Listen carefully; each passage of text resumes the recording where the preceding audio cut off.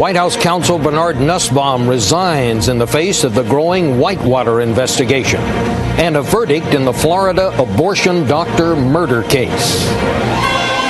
This is the CBS Evening News.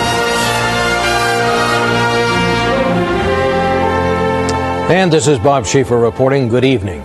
The so-called Whitewater affair, the real estate deal that went sour for Bill and Hillary Clinton in the days before they came to Washington, claimed its first White House victim today. White House counsel Bernard Nussbaum resigned.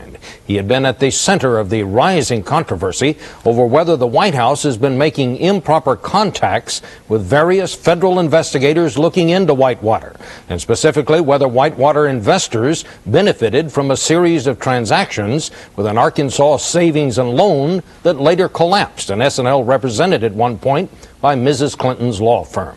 Rita Braver is at the White House and has the latest. Gary. President Clinton flew to Camp David today without commenting on events that have shaken the White House and disheartened his staff. His counsel, Bernard Nussbaum, finally resigned today after months of controversy, especially over his handling of events surrounding the suicide of White House aide Vincent Foster and recent revelations that Nussbaum had 3 meetings with Treasury Department officials about an investigation of an SNL linked to the Clintons. In accepting the resignation, the president wrote to Nussbaum, "We have worked together in Washington at a time when serving is hard, but you gave this administration one of its liveliest spirits and keenest minds." Nussbaum wrote to the president, "At all times I have performed the duties of counsel to the president in an absolutely legal and ethical manner," and blamed his departure on controversy generated by those who do not understand nor wish to understand the role and obligations of a lawyer. But despite Nussbaum's claims, special counsel Robert Fisk has subpoenaed him and 5 other White House staffers involved in the meetings and other communications with the Treasury Department on the SNL investigation.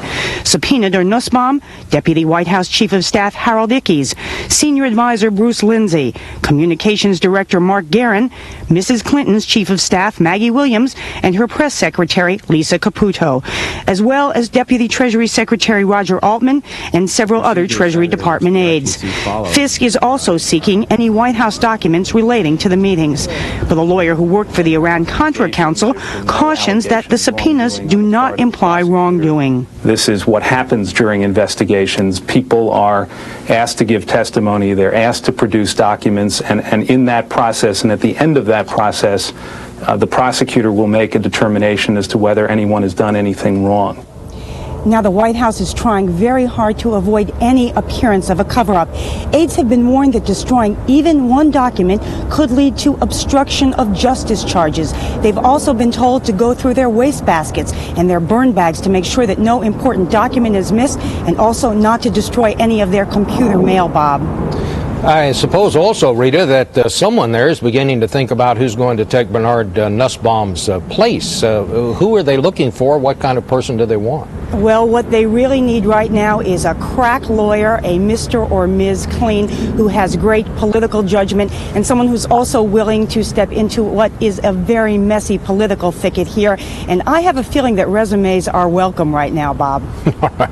Thank you, Rita. Here is a fairly unusual related development.